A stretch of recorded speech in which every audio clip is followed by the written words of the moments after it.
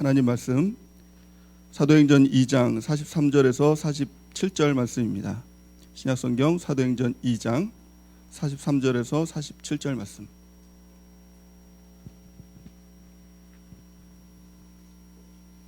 사도행전 2장 43절에서 47절 말씀. 교도가시겠습니다. 제가 먼저 읽고 또 여러분들이 읽도록 하겠습니다. 사람마다 두려워하는데 사도들로 말미암아 기사와 표적이 많이 나타나니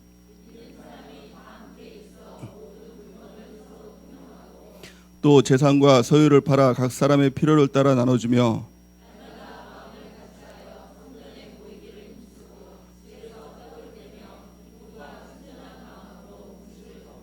하나님을 찬미하며 또 온 백성에게 칭송을 받으니 주께서 구원받는 사람을 날마다 더하게 하시니라. 아멘. 할렐루야. 하나님의 은혜가 우리 가운데 넘치기를 예수님의 이름으로 간절히 축원해 드립니다. 우리가 예배에 나왔습니다. 예배를 통해서 우리 주님 만나는 은혜가 있길 바랍니다.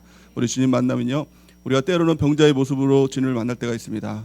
그러면 우리 주님께서 다 치료해 주십니다. 또 유래해 주시고, 너가 무슨 죄 때문에 이렇게 병이 걸렸느냐 책망하신 적이 없어요. 다 치료하시고 또 위로하시고 또 그렇게 하십니다. 때로는 우리가 바리새인과 같은 모습으로 주님을 만날 때가 있어요. 나도 모르게 또 내가 또 옳다라고 생각하는 모습들 가운데 저 사람은 틀렸어라는 그런 비판을 하는 모습들 가운데 우리가 어느샌가 변질될 때가 있습니다. 그런데 그때마다 예수님께서 그들을 보면서 모른 척하지 않고 책망하셨다는 거예요.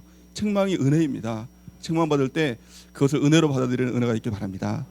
책 제목에 보면은 그런 제목이 있더라고요. 사랑한다 독사의 자식들아, 이런 책이 있더라고요. 김남국 목사님이 쓰신 책이라서 이 무슨 내용인가 한번 읽어봤어요. 그랬더니 그 책에 이제 그렇게 목사님이 얘기를 하는 거예요.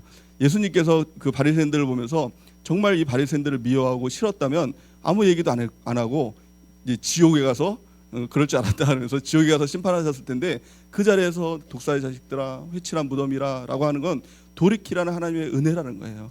때로는 우리가 말씀을 들을 때도 책망의 말씀을 들을 때가 있지 않습니까? 그러면 그 말씀 너무 듣기 싫어해요. 근데 그게 사실 은혜라는 거예요. 그거 맞고 돌이키라는 하나님의 은혜인 줄 믿습니다. 그래서 우리 주님 만나는 거 때로는 치료의 말씀으로 또 위로의 말씀으로 우리가 주님을 만날 수 있습니다. 또 때로는 책망의 말씀으로 우리가 주님을 만날 수 있습니다. 하지만요, 가장 중요한 것은 주님을 만나는 거예요. 오늘 이 예배를 통해서 우리가 주님 만나고 또 변화되는 은혜가 있기를 예수님의 이름으로 축원해 드립니다. 8월 한 달간은 나눔이라는 제목으로 은혜를 나누고자 합니다. 그래서 한 달간은 나눔에 대한 주제로 우리가 은혜를 나눌 텐데, 많이 기도를 통해서 또 말씀을 통해서 우리가 새롭게 되는 은혜가 있길 바랍니다. 예수님께서 이 땅에 오신 이유는요, 크게 두 가지로 말씀을 하고 있습니다. 첫 번째는 십자가를 위해서 이 땅에 오셨다는 거예요. 십자가를 통해서 우리의 죄를 사하여 주시고 저주를 끊어 주시고 또 하나님의 복을 주시기 위해서 이 땅에 오셨다는 것이고요. 또 두 번째는 교회를 위해서 이 땅에 오셨다는 것입니다. 또 교회를 세우셔서 교회를 통해서 우리를 함께 하시고 또 교회를 통해 우리를 변화시키시고 복을 주시기 위해서 이 땅에 오셨다라는 것입니다. 그래서 예수님께서 이 땅에 오실 때 한 손에는 십자가, 한 손에는 교회를 붙들고 이 땅에 오셨다라고 이렇게 말씀하고 있죠. 우리가 이 교회, 예수님께서 교회를 세우실 때 교회에서 사도행전의 역사를 보면은 교회에 성령을 부어주셨습니다. 성령을 부어주시고 또 성령을 통한 하나님의 역사가 나타나는 것이 사도행전이거든요. 사도행전의 가장 큰 역사를 보면 교회가 성령에 임했을 때 두 가지의 가장 큰 특징이 일어납니다. 첫 번째는 개인의 변화의 역사가 나타나고요. 두 번째는 공동체의 변화가 일어나게 됐다는 것입니다. 첫 번째 개인의 변화, 어떤 변화일까요? 사도행전 2장 1절에서 4절 말씀 우리 같이 한번 읽어보겠습니다. 시작. 오순절 날이 이미 이름에 그들이 다 같이 한 곳에 모였더니 호련히 하늘로부터 급하고 강한 바람 같은 소리가 있어 그들이 앉은 온 집에 가득하며 마치 불의 혀같이 그들에게 보여 각 사람 위에 하나씩 임하여 있더니 그들이 다 성령의 충만함을 받고 성령이 말하게 하심을 따라 다른 언어들로 말하기를 시작하니라. 아멘. 성령이 임했습니다. 교회에 성령이 임했어요. 교회는 반드시 성령이 임해야 되죠. 성령을 구하고 성령을 받고 내가 일하는 것이 아니라 성령이 일하시는 교회, 성령이 인도하시고 성령이 이끄시는 교회가 되어야 될 줄 믿습니다. 그래서 늘 성령을 사모하는 것이 너무 중요합니다. 시도교회 예수님께서 이제 승천하시면서 말씀하시죠. 너희가 성령을 받으면 예루살렘과 온 유대와 사마리아와 땅 끝까지 이르러 내 증인이 되리라, 이렇게 말씀하시고 이제 하늘로 올라가셨어요. 그리고 이제 저희들이 기도에 막 힘쓸 때 드디어 이제 성령이 임재하심이 있었다는 것입니다. 성령이 임재하셨을 때 어떤 역사가 일어났습니까? 막 불의 혀같이 갈라지는 역사가 일어나고 막 그런 역사가 일어났어요. 근데 가장 큰 특징이 무엇이었습니까? 각 개인들이 방언을 하기 시작했다는 거예요. 방언. 성령이 임하면 이제 방언의 역사가 이제 일어나기 시작한다는 것입니다. 우리가 방언을 받는다라고 할 때 많은 사람들이 방언의 본질보다는 방언의 형태에 집중을 해요. 그래서 방언을 뭐 받았냐, 못 받았냐 이거에 이제 집중하다 보면 방언을 받으면 이제 내가 방언 받았다라고 교만해지기도 하고요. 또 방언을 못 받으면 나는 방언도 못 받았어. 그리고 또 이렇게 좌절하기도 하고 낙심하기도 합니다.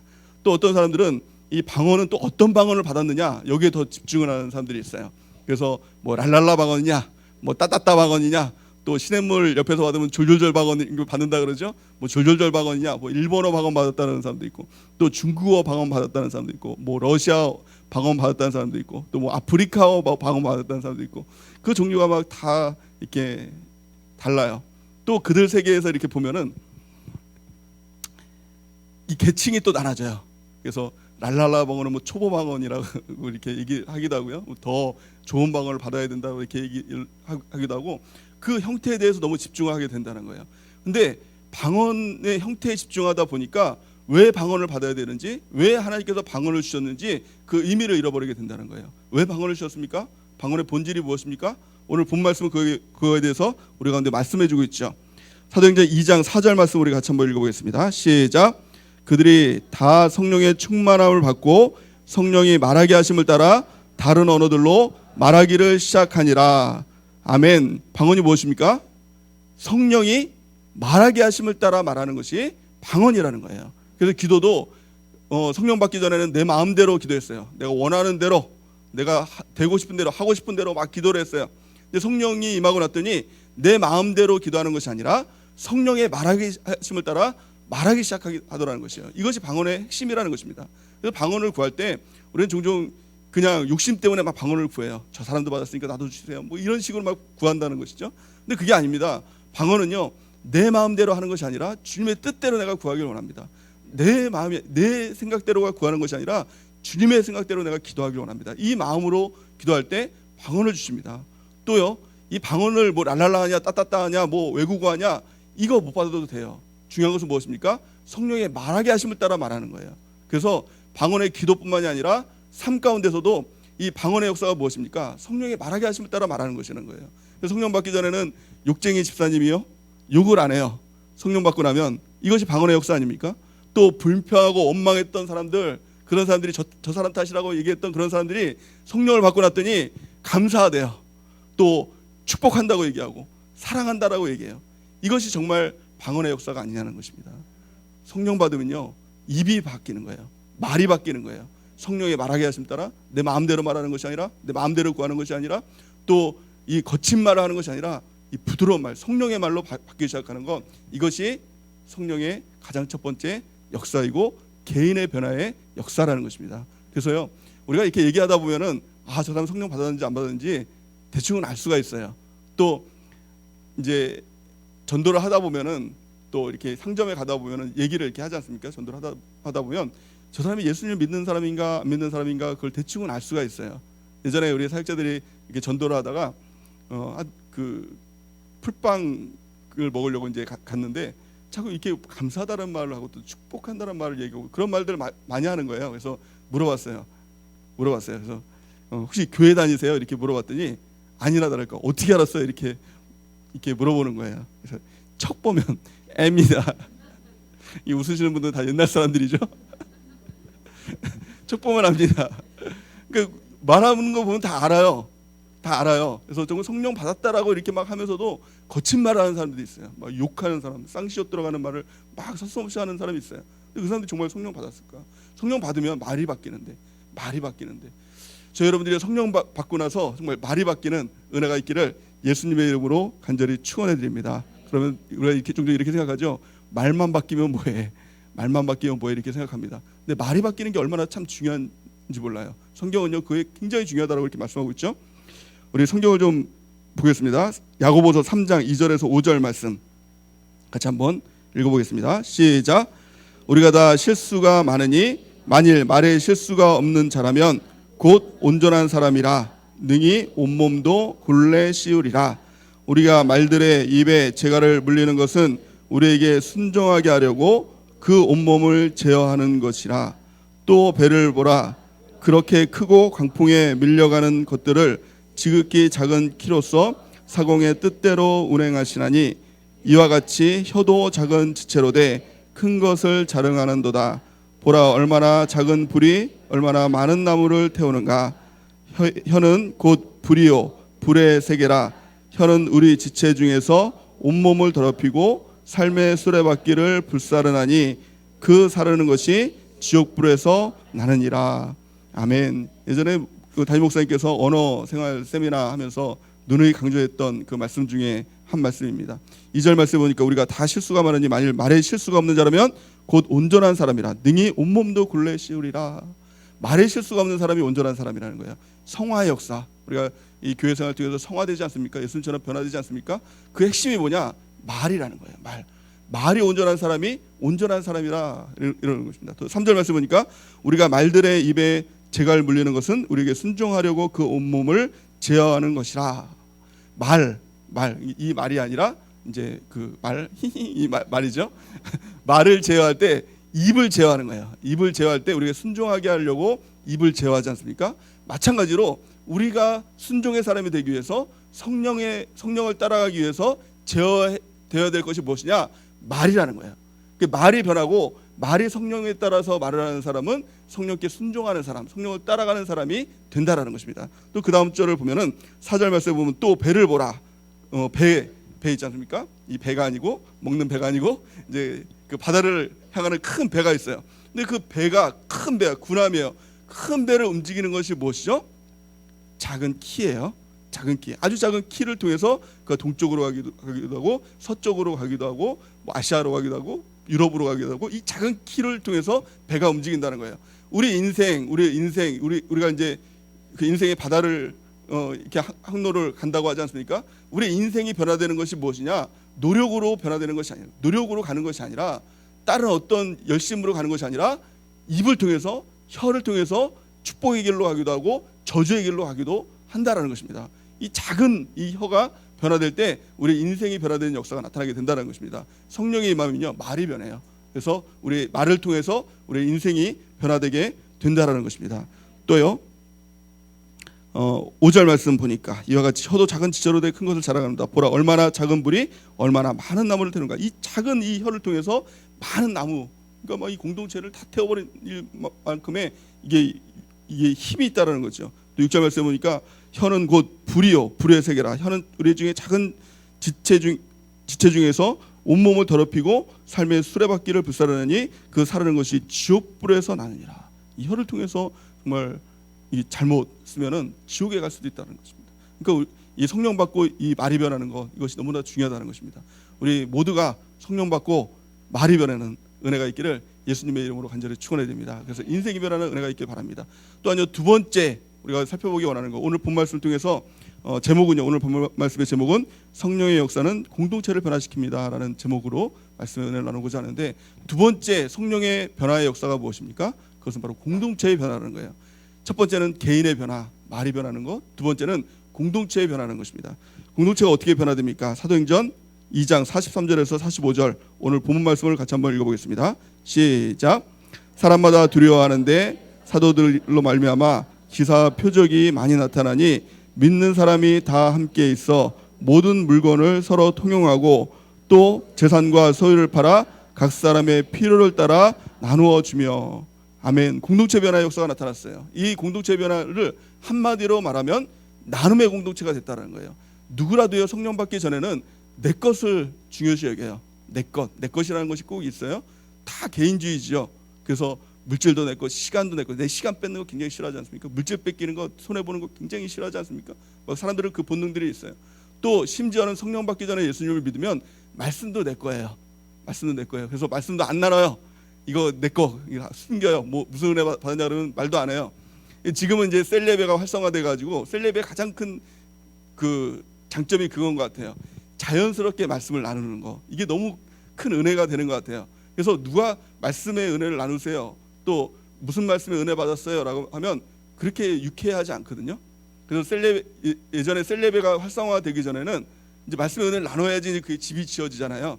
그러니까 이제 셀장님들이 이제 물어봐요. 이제 새가족이나 이제 그런 사람들한테 또 이렇게 신방을 하면서 주일날 어떤 은혜 받았어요?라고 하면 불끈불끈해요. 아, 뭐 그런 걸 물어보냐고. 지금 나 테스트하냐고. 막 이렇게 물어보는 사람들이 꼭 있어요.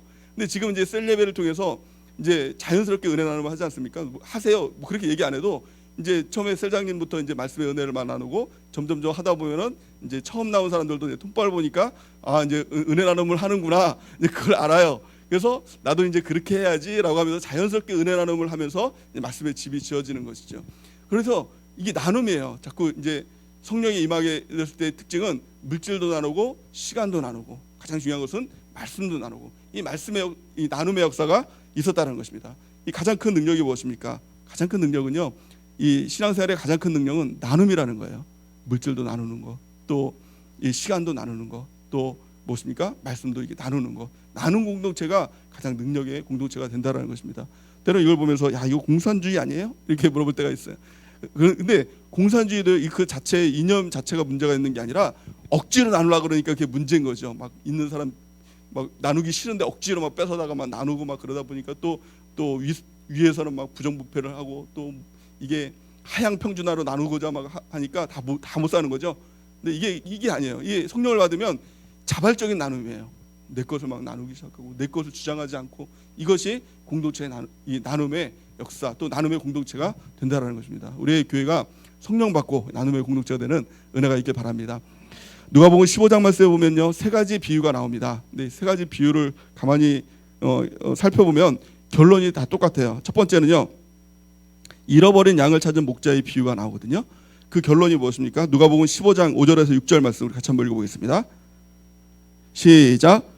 또 찾아낸즉 즐거워 어깨에 메고 집에 와서 그 벗과 이웃을 불러 모으고 말하되 나와 함께 즐기자. 나의 잃은 양을 찾아내었노라 하리라. 아멘. 나와 함께 즐기자. 이것이 결론이었다는 거예요. 또 두 번째는요, 잃어버린 드라크마를 찾은 여인에 대한 비유가 나오거든요. 그 결론을 좀 보겠습니다. 누가복음 15장 9절 말씀 같이 한번 읽어보겠습니다. 시작. 또 찾아낸즉 벗과 이웃을 불러 모으고 말하되 나와 함께 즐기자. 잃은 드라크마를 찾아내었노라 하리라. 아멘. 나와 함께 즐기자. 토시 하나 안 틀리고 결론이 똑같아요. 또 마지막 세 번째를 보면요, 잃은 아들을 찾은 아버지의 비유, 이 탕자의 비유에 대해서 나오죠. 그 결론을 보면요, 누가복음 15장 23절에서 24절 말씀 같이 한번 읽어보겠습니다. 시작. 그리고 살찐 송아지를 끌어다가 잡으라. 우리가 먹고 즐기자. 이 아들은 죽었다가 다시 살아났으며 내가 잃었다가 다시 얻었노라 하니 그들이 즐거워하더라. 아멘. 이 세 가지 말씀에 담긴 메시지가 무엇입니까? 신앙생활은 더불어 함께라는 거예요. 신앙생활은 혼자는 없어요. 혼자 신앙생활 열심히 하는 거 이런 건 없다는 거예요. 이건 신앙생활이 아니라는 거예요. 더불어 함께 즐기는 거, 함께 나누는 것, 이것이 하나님께서 원하시는 바고요. 이것이 진정한 신앙생활이 된다라는 것입니다. 그래서 혼자 신앙생활 한다는 사람, 이거 신앙생활 하는 것이 아닙니다. 언제 무너질지 모릅니다. 더불어 함께 나누는 것, 이런 공동체를 우리가 잘 이루는 은혜가 있길 바랍니다. 로마서 12장 15절 말씀 보면 뭐라고 말씀하고 있습니까? 우리 같이 한번 읽어보겠습니다. 시작. 즐거워하는 자들과 함께 즐거워하고 우는 자들과 함께 울라. 아멘. 우리의 셀 공동체가 이런 셀 공동체가 되는 은혜가 있기를 바랍니다. 우리가 일주일에 한 번씩 이제 셀장 모임을 합니다. 셀장 모임을 하면 이제 그 특징 중에 하나가 벌칙이 하나가 있어요. 벌칙이 있어요. 그래서 그 벌칙이 뭐냐면 이제 늦으면 밥을 사거나 이제 커피를 이제 전부 다 이렇게 삽니다. 그런데 이제 처음에 이제 셀장으로 임명받은 이제 셀장님들은요, 이제 잘 이해가 안 되는 거예요. 그래서 1분밖에 안 늦었는데 밥을 사야 된다니, 또 커피를 사야 된다니, 막 그러고 또 하나 사정이 있어서 늦었는데 오다가 뭐 무슨 일이 있어가지고 늦었는데 내 커피를 사야 된다니, 또 밥을 사야 된다니 억울합니다. 이렇게 항변을 막 하는 경우가 종종 있어요. 근데 요즘에는요, 다 이제 포기한 것 같아요. 어차피 항변해도 받아들여지지가 않으니까 이게 포기하는지, 또 이게 가만히 보면요, 또 오히려 즐기는 것 같아요. 이걸 이렇게 사는 거를요, 또 즐거워하는 것 같아요. 가만히 보면 두 가지를 깨닫게 됩니다. 첫 번째는 원칙을 지켜야 된다. 원칙, 내 사정도 있고 뭐 여러 가지 일들이 있지만 공동체 안에서는 원칙, 그 원칙이 굉장히 중요하다는 것을 깨달아가는 것 같습니다. 또 두 번째는 나누면서 기쁨이 있는 거예요. 처음에는 억울했는데, 아멘이시죠? 아멘이시죠? 조만간에 이게 사실 것 같아요. 기쁨이 있는 거예요. 처음에는 이렇게 억지로 이렇게 사고했는데 그만큼의 기쁨이 있는 거예요. 또 이렇게 나누고 또 하다 보면 하나님이 또 채워주지 않습니까? 더 복을 주시지 않습니까? 그걸 또 경험하는 것 같아요. 그래서 요즘에 이렇게 보면은 셀장님들이 나눔을 굉장히 이렇게 기뻐하는 나눔의 공동체가 되는 것 같아요. 뿐만이 아니라 벌칙뿐만이 아니라 좋은 일이 있어도 나눕니다. 그래서 뭐 이렇게 남편이 승진했어요라고 이렇게 얘기하면은 담임 목사님께서 밥 사세요 이렇게 얘기를 합니다. 또 지난주에는 우리 셀장님 중에 한 분이 저 외국 여행 갔다 왔어요 이렇게 얘기하니까 목사님께서 밥 사세요 이렇게 해서 또 밥을 이렇게 사셨어요. 굉장히 즐겁게 이렇게 밥을 사시는 것 같아요. 그래서 뭐 다음에는 외국에 언제 가시느니 또 누구 무슨 좋은 일 없냐느니 항상 저는 좋은 일을 위해서 기도를 하고 있어요. 그래서 좋은 일이 있으면 밥을 얻어 먹으니까. 근데 항상 그런 걸 통해서 나눔의 공동체, 나눔이 즐거운 거예요. 세상에 어떤 모임에 이렇게 내 것 주는 거 이걸 기뻐하는 모임이 어디 있을까요? 남는 거는 줄 수 있죠. 내가 안 쓰는 거는 나눌 수 있죠. 그런데 정말 중요한 것을 나누는 거예요. 성경에 보면요, 드라크마 하나의 드라크마를 잃어버렸어요. 근데 그걸 찾았거든요. 그랬더니 온 동네 사람들을 보다가 같이 즐거워하는 거예요. 이 드라크마가 얼마나 될까? 그러게 얼마나 이게 즐거워서 이렇게 나눌까? 이게 성경 사전을 찾아봤어요. 1드라크마가요 하루 노동자의 품삯이래요. 지금으로 보면 한 10만 원 정도 되겠죠. 10만 원 내외? 많아야 10만 원 내외 되겠죠. 10만 원 찾았다고 30만 원을 쓰는 거예요. 10만 원 찾고 50만 원 쓰는 거예요. 그러니까 이게 정말 신앙생활이고 이게 정말 기독교라는 거예요. 이게 정말 셀이고 이게 정말 공동체라는 거예요. 나눔을 기뻐하고 함께 즐거워하는 것, 좋은 일이 있을 때도 함께 나누고 나쁜 일이 있을 때도 함께 나누는 것, 이것이 능력이 되는 거예요. 이것이 우리가 정말 하나님 앞에서 하나님이 원하시는 그런 공동체의 모습 가운데 나가는 것이라는 것입니다. 저 여러분들이요 정말 성령 받고 이런 공동체를 이루는 은혜가 있기를 예수님의 이름으로 간절히 축원해 드립니다. 그렇다면 어떻게 우리가 나눔의 공동체를 이룰 수 있을까? 오늘 본문 말씀은요 세 가지로 말씀하고 있습니다. 세 가지로요. 사도행전 2장 46절에서 47절 말씀 같이 한번 읽어볼까요? 46절에서 47절 시작. 날마다 마음을 같이하여 성전에 모이기를 힘쓰고 집에서 떡을 떼며 기쁨과 순전한 마음으로 음식을 먹고 하나님을 찬미하며 또 온 백성에게 칭송을 받으니 주께서 구원받는 사람을 날마다 더하게 하시니라.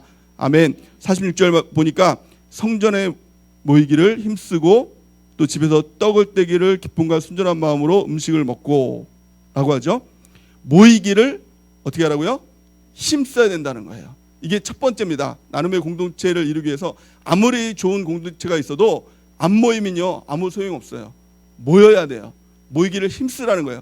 그냥 모여서는 이런 공동체를 이룰 수가 없다는 것입니다. 힘을 써야 된다는 거예요. 그래서 우리 셀장님들도 힘을 써서 초청을 하고 또 나도요 힘을 써서 그 모임 가운데 참석해야 된다는 거예요. 모이는 것이 힘이에요. 기독교의 힘은요 내가 잘난 것 이거 아니에요. 이거 아니에요. 내가 뭘 하는 거 이게 아니라는 거예요. 모이는 거예요. 모이는 거예요. 이게 능력이고요. 이게 은혜고요. 이게 하나님의 도우심을 받는 유일한 비결이 된다는 거예요. 우리가 모이기에 힘쓰는 은혜가 있기를 바랍니다. 히브리서 4장 16절 말씀을 보니까 그러므로 우리는 긍휼하심을 받고 때를 따라 돕는 은혜를 얻기 위하여 은혜의 보좌 앞에 담대히 나아갈 것이니라 이렇게 말씀하고 있어요.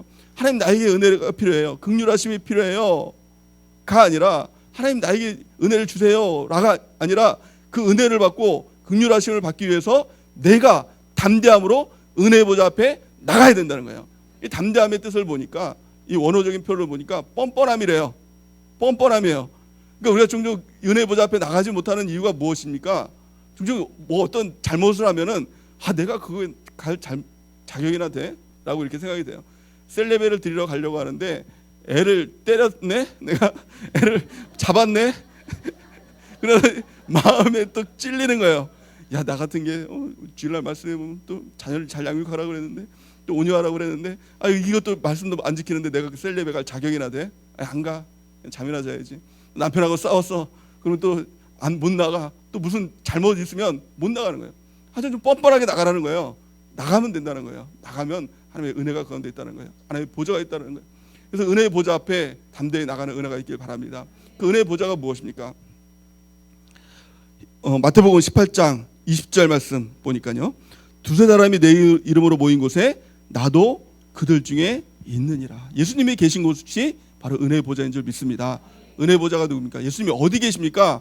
아무데나 막 계신 것이 아니라 두세 사람이 내 이름으로 모인 곳에 바로 그들 중에 있느니라. 예수님은요 그들 중에 있어요. 그들 중에 있어요. 셀레베 그 모일 때 그 가운데 있다는 거예요. 우리가 함께 모일 때 그들 중에 있는 것이 예수님이라는 거예요. 그래서 예수님을 만나기 위해서는요 그들 중으로 가야 돼요. 모임 가운데 가야 돼요. 혼자 있으면 예수님 못 만나는 거죠. 그러게 우리가 은혜를 받기 위해서 은혜의 보좌 앞으로 담대히 나가는 귀한 축복이 있길 바랍니다. 이 말세의 특징을 보면은 이 마귀의 가장 큰 전략이 무엇이냐?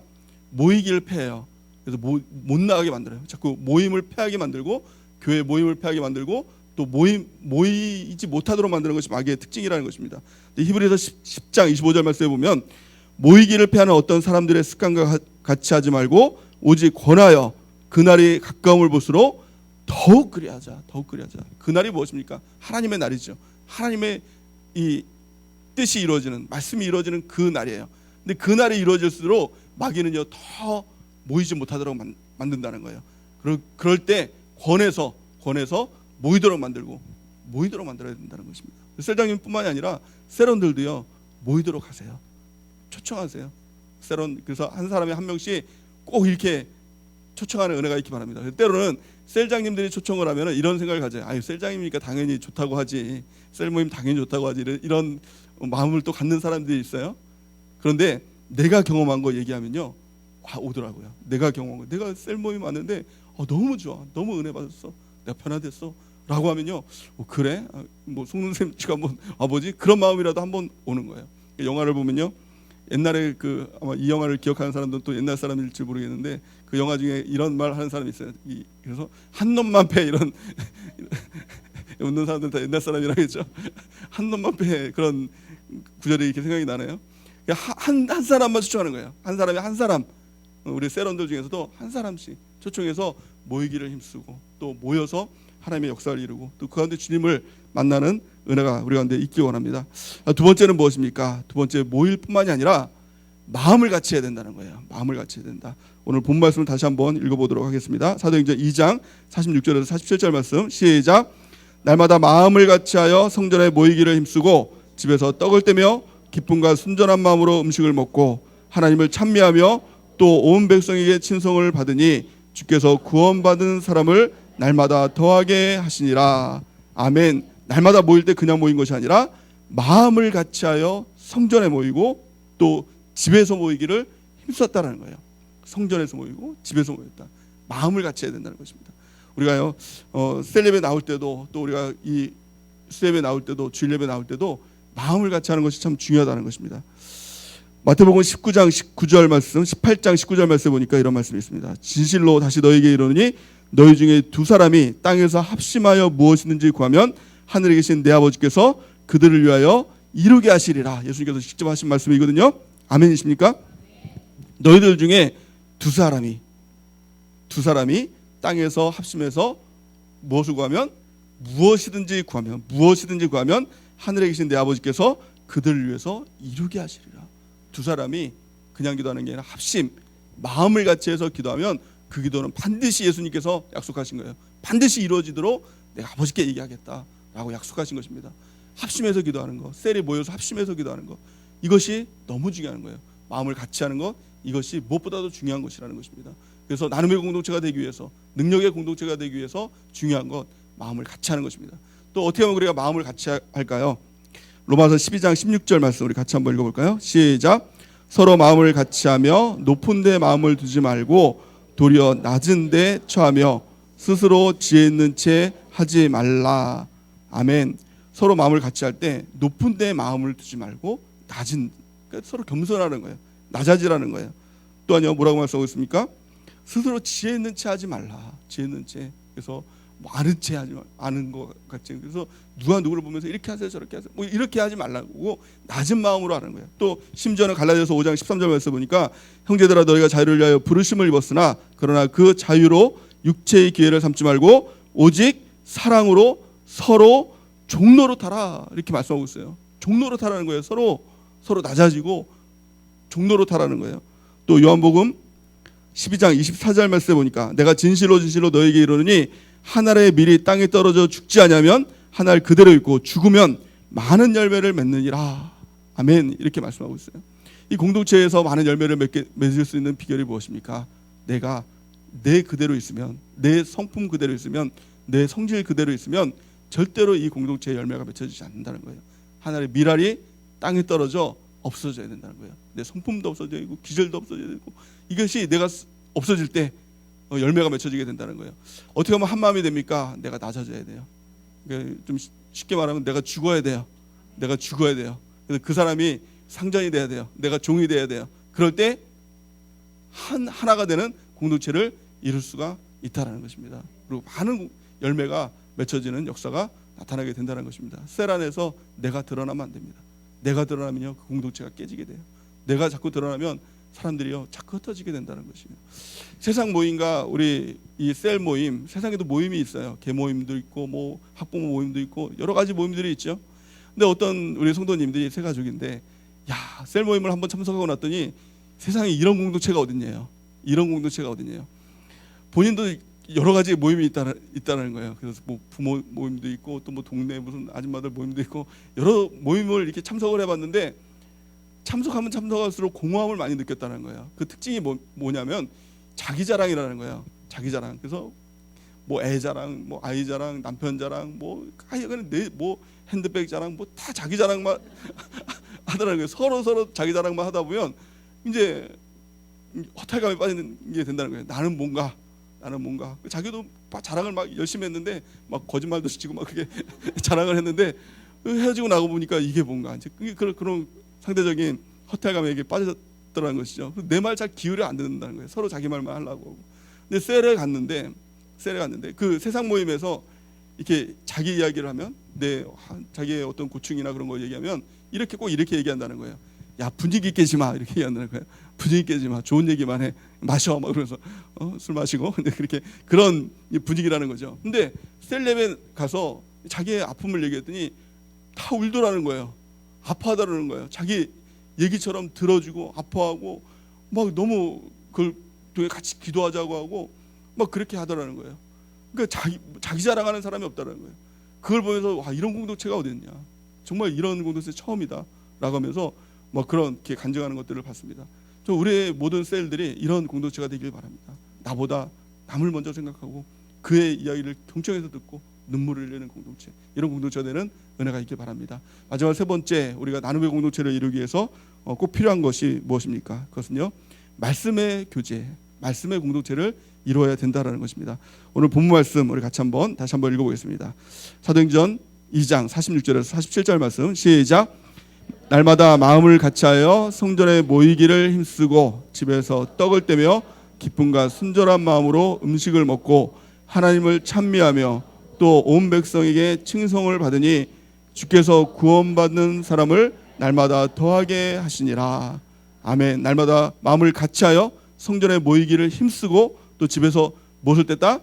떡을 떼며. 여기는 두 가지 의미가 있죠. 우리가 먹는 떡뿐만이 아니라 이 떡의 의미는 말씀의 떡을 나눴다는 거예요. 우리가 셀 모임을 통해서 삶을 나눌 수 있습니다. 물론 아픔 나눌 수 있어요. 근데 정말 중요한 것은 무엇입니까? 떡을 떼는 거예요. 이 말씀을 나누는 거예요. 이 교제는 무엇입니까? 말씀의 교제를 이루어야 된다는 것입니다. 왜 말씀의 교제를 이루어야 됩니까? 가장 중요한 것은요, 말씀이 곧 하나님이기 때문에 그래요. 또 말씀의 교제를 나눌 때 변화가 일어나요. 내 삶 가운데 변화가 일어나게 된다고요. 어둠이 몰려나가고 빛이 임하는 역사가 나타나게 된다는 거예요. 아니, 우리가 그냥 모여서 얘기하고 뭐 슬픔 나누고 또 우리 아픔 나누고 그것으로 끝났다면 그것이 무슨 모임의 효과가 있겠습니까? 그 모임을 통해서 변화가 일어나야 되잖아요. 아픔이 있었던 사람들이 치유가 돼야 되잖아요. 가난의 문제가 있었던 사람들이 부의 역사가 일어나게 돼야 되잖아요. 어둠 가운데 있었던 사람들이 빛의 역사가 나타나게 돼야 되지 않습니까? 그 핵심이 무엇입니까? 그것이 바로 말씀에 있다는 거예요. 말씀이 하나님입니다. 근데 성경을 보니까 말씀이 곧 빛이다라고 성경은 말씀하고 있어요. 요한복음 1장 1절에서 4절 말씀 같이 한번 읽어보겠습니다. 시작. 태초에 말씀이 계시니라. 이 말씀이 하나님과 함께 계셨으니 이 말씀은 곧 하나님이시니라. 그가 태초에 하나님과 함께 계셨고 만물이 그로 말미암아 지은 바 되었으니 지은 것이 하나도 그가 없이는 된 것이 없느니라. 그 안에 생명이 있었으니 이 생명은 사람들의 빛이니라. 아멘. 말씀이 뭐라고요? 말씀이 하나님. 이 하나님이 뭐라고요? 빛이라는 거예요. 우리가 하나님을 만납니다라는 얘기를 합니다. 하나님을 만납니다. 그러면 이렇게 얘기를 하죠. 하나님 어떻게 생겼는데 이렇게 얘기를 합니다. 하나님 어떻게 생겼는데 이렇게 얘기합니다. 근데 하나님을 만나면요, 하나님이 보이는 게 아니에요. 하나님이 보이는 게 아니라 내가 보여요. 왜요? 하나님이 빛이기 때문에. 우리가 태양을 만나죠. 빛을 만나죠. 집안에 어두웠는데 빛이 들어와요. 그러면 태양을 만나죠. 태양을 만나면 태양이 보입니까? 너무 눈부시잖아요. 눈이 멀지 않습니까? 근데 하나님은 그보다 7배나 더 이 강한 빛을 갖고 계시다고 하지 않습니까? 우리 눈이 멀 수가 있지. 그래서 중요한 것은 무엇입니까? 하나님이 보이는 게 아니라 우리가 해를 만나면 해가 보이는 것이 아니라 무엇이 보입니까? 내가 보이죠. 내 안에 이렇게 지저분한 것들, 막 안 씻은 것들, 더러운 것들, 또 집안에 막 먼지들, 뭐 이런 게 빛이 들어오면 보이지 않습니까? 마찬가지로 하나님을 만나면, 말씀을 만나면 무엇이 보이냐? 내가 보인다는 거예요. 내 안에 있는 죄악들, 더러운 것들, 이런 것들이 막 보이기 시작하게 된다는 것입니다. 이것들을 놓고 하나님 앞에 회개하고 또 기도를 통해서 무엇이 됩니까? 거룩을 이루게 된다는 거예요. 성경은요, 말씀과 기도로 거룩하여짐이라 이렇게 말씀하고 있어요. 말씀을 통해서 내 안에 더러운 것들이 발견되고 그걸 통해서 하나님께 회개하고 기도함을 통해서 서로가 중보함을 기도를 통해서 거룩함에 이르는 공동체가 되게 된다는 것입니다. 그러기에 중요한 것은 무엇입니까? 말씀이에요. 말씀을 만나야 돼요. 말씀 만나는 것이 하나님을 만나는 것입니다. 말씀의 교제를 나누는 것, 이것이 하나님의 역사가 우리 공동체에 임하는 유일한 비결이 된다는 것입니다. 우리 모든 공동체가 다 나눔의 공동체가 되는 은혜가 있기 바랍니다. 이것은요, 내가 하고자 해서 되는 것이 아니라 성령이 임할 때 그런 역사가 나타나게 된다는 것입니다. 성령의 충만함을 받길 원합니다. 그리고 우리가 할 것은 무엇입니까? 모이기에 힘쓰는 거예요. 자꾸 모이기에 힘쓰는 거예요. 초대교회는요, 그냥 모였어요.